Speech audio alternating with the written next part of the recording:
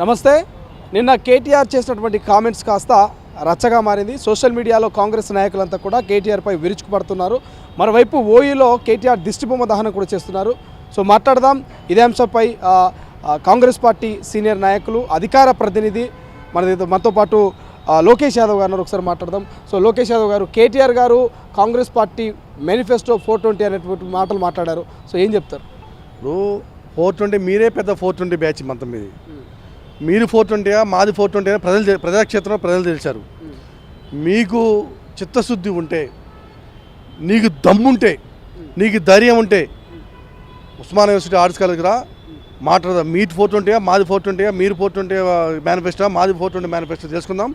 మీరు అబద్ధాలు ఆడి 2 సార్లు గెలిచిన దొంగలు. మీరు మిమ్మల్ని జైల్లో వేసే టైం వచ్చింది. మీ దొంగ అబద్ధాలు చెప్పి ఇంకా ప్రజలను మోసం చేసే కార్యక్రమాలు చేస్తే మీకు ఖచ్చితంగా అవసరమైతే భౌతికంగా మీకు బుద్ధి చెప్పవస్తుంది.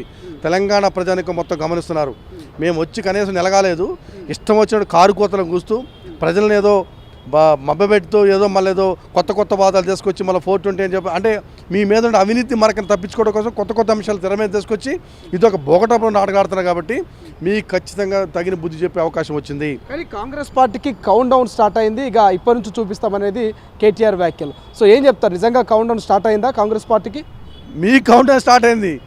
మీకు ఇప్పుడు కేటీఆర్ అనే ప్రతి మాట వాళ్ళకి సంబంధించింది. కేటీఆర్ అండు 420 మేనిఫెస్టో అండు హామీలు, 420 హామీలు ఇచ్చారు. మీరు చెప్పిన హామీలు మొత్తం 420 హామీలు. నెంబర్ 1 అది తేలిపోయింది 420 అని. ఇప్పుడు కౌంట్ డౌన్ స్టార్ట్ అయింది. ఎవడు కౌంట్ డౌన్ స్టార్ట్ అయింది? ప్రభుత్వం వచ్చిన కౌంట్ డౌన్ స్టార్ట్ అయిందా? ఓడిపోయినాడు నీ కౌంట్ డౌన్ స్టార్ట్ అయితే ఇప్పుడు నుంచి మొదలు పెడితే నీ అయ్యా పారిపోయి ఫామ్ హౌస్లో పడుకోండు. నువ్వు ఎక్కడున్నావు? నీ మంత్రులు ఎక్కడా? నీ మాజీ మంత్రులు ఎక్కడ? నీ మాజీ మంత్రులు ఎక్కడా? నీ ఎమ్మెల్యేలు ఎక్కడ? ఓడిపోయిన ఎమ్మెల్యేలు ఎక్కడ? గెలిచిన ఎమ్మెల్యేలు ఎక్కడ? మీరు 420 బ్యాచ్ని మీరు కౌంట్ డౌన్ నీకు స్టార్ట్ అయింది. టీఆర్ఎస్ పార్టీలో కౌంట్ డౌన్ స్టార్ట్ అయింది. ఆఫ్టర్ ఎలక్షన్ తర్వాత నీ టీఆర్ఎస్ జెండా తెలంగాణ ప్రాంతం కనపడదు.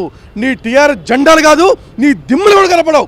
నీ పార్టీ వ్యక్తులే మా పార్టీలు జాయిన్ అయ్యి మా కండలు వేసుకొని నీ దిమ్మలు కూలుతారు. నీ జెండాలు తగలబెట్టే రోజు దగ్గరకు వచ్చింది. నువ్వు జైలుకి పోయే రోజు దగ్గరకు వచ్చింది. కానీ ఏం చెప్తారు? ఆల్రెడీ టీఆర్ఎస్ కాస్త బీఆర్ఎస్ మార్చారు, ఢిల్లీ రాజకీయాలు అన్నారు. సో జాతీయ స్థాయిలో వాళ్ళు రాజకీయాలు చేస్తామన్నారు గతంలో కేసీఆర్ గారు. ఈసారి పార్లమెంట్ ఎన్నికలు కూడా మరో 2 నెలల్లో ఉన్నాయి. ఖచ్చితంగా మెజార్టీ ఆఫ్ సీట్లు మాయ అంటున్నారు. సో వచ్చే అవకాశం లేదా బీఆర్ఎస్కు? బీఆర్ఎస్ లేదు, వాళ్ళ బొంద లేదు. ఆ టీఆర్ఎస్ఏ ఆడలేకపోయింది. ఇంకా బీఆర్ఎస్ ఏమి ఏడుతారు వాళ్ళు? అది ప్రాంతీయ పార్టీ కూడా, ఉప ప్రాంతీయ పార్టీ. వాళ్ళెక్కడ, మేమెక్కడ? మా స్థాయి మేము అది కాంగ్రెస్ పార్టీ నేషనల్. దేశంలో ఈ దేశానికి ఇది స్వాతంత్రం పట్టుకొచ్చిన పార్టీ ఈ దేశం యొక్క సర్వతోముఖ అభివృద్ధి కోసం పాటుపడినటువంటి పార్టీ కాంగ్రెస్ పార్టీ విధానాలు, కాంగ్రెస్ పార్టీ 20 సంవత్సరాల విధానం కానీ, ఇందిరాగాంధీ ఆరోగ్య పేదల కోసం చేసినటువంటి బ్యాంకుల జాతీయకరణ కానీ, ఈ దేశంలోకి ఎన్నో బహుళార్థక ప్రాజెక్టులు పెట్టినటువంటి పార్టీ మా పార్టీతో మీరు పోటీ పట్టడం అంటే ఇక ఆకాశం మీద ఉమ్మూస్తే మీద పడ్డట్టు.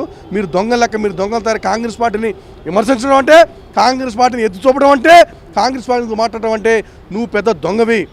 1000 ఎలకలు తిన్నటువంటి పిల్లి కనుక తీర్థయాత్రలపై నీతి వాక్యాలు చెప్పినట్టు నువ్వు పెద్ద దొంగ.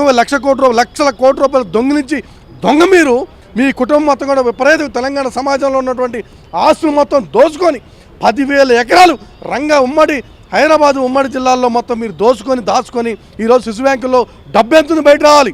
మీరు ఎవరో పేరు మీద ఎంత ఆస్తి కూడగట్టారు, బినామీ పేర్లతోటి ఎన్ని లక్షల కోట్లు మొత్తం బయట రావాలి. ఎవరు పేరు మీద ఎన్ని 1000 ఎకరాలు 800 ఎకరాలు ఉన్నాయని బయట రావాలి. ఎక్కడెక్కడ ఫ్యాక్టరీలో, ఎక్కడెక్కడ బయట పవర్ ప్లాంట్లో 8,000 కోట్ల రూపాయలు మీరు విదేశాల్లో పెట్టుబడులు పెట్టాలో మొత్తం బయట రాలి. ప్రతి రూపాయి కక్కిస్తాం. కక్కిన ప్రతి రూపాయి కూడా తెలంగాణ ప్రాంతంలో పేద ప్రజల కోసం, అభివృద్ధి కోసం ఉపయోగిస్తాం. ప్రతి పేదవాడి యొక్క కంటిని చూడగానే మా లక్ష్యం. ప్రతి పేదవాడికి సంక్షేమ ఫలాలు అందించడం కోసం కేసీఆర్ దోసుకున్న డబ్బు మొత్తాన్ని కక్కించే కార్యక్రమం చేస్తాం మేము. కానీ ఏ విచారణకైనా సిద్ధంగా ఉన్నాము. ఇక కాళేశ్వరం ప్రాజెక్టు మీద మీరు ఏ విచారణ అయినా చెప్పండి, మేము అన్నిటికీ సిద్ధంగా ఉన్నామంటూ కేటీఆర్ చెప్తున్నారు. సో ఎందుకు మీరు విచారణ చేయించలేకపోతుంది మీ పార్టీ అధికారంలోకి వచ్చాక కూడా? ఖచ్చితంగా విచారణ చేస్తాం. సిట్టింగ్ జడ్జితో విచారణ చేపెడతాం. వాళ్ళని ఖచ్చితంగా బొక్కలో వేసే టైం వచ్చింది. శ్రీకృష్ణ జన్మస్థానానికి పోతారు కుటుంబం మొత్తం కూడా. అది బీజేపీతో సాధ్యపడలేదు. బీజేపీ యొక్క నాయకులు అమిత్ షా, మోడీ వచ్చి 1000 మంది బహిరంగ సభలో చెప్పారు కేసీఆర్ కుటుంబం అవినీతికి పాల్పడుతుంది. కేసీఆర్ ఉన్నటువంటి మంత్రులు మొత్తం అవినీతికి పాల్పడుతుంది. వాడు సాక్షాత్తు దేశ ప్రధానమంత్రి, దేశ హోంమంత్రి ఈ రాష్ట్రానికి వచ్చి ఎలక్షన్ ప్రచారంలో కానీ మిగతా టైంలో కానీ వచ్చి వాళ్ళు స్వయాన్ని చెప్పారు కేసీఆర్ బీఆర్ఎస్ ప్రభుత్వము కేసీఆర్ కుటుంబం మొత్తం అవినీతిమయమైంది, వాళ్ళ అవినీతి పాల్పడని చెప్పి వాళ్ళ చేత కాలేదు. మేము ఖచ్చితంగా వాళ్ళ అవినీతి బయటపడతాం, వాళ్ళని జైల్లో వేయటం ఖాయం.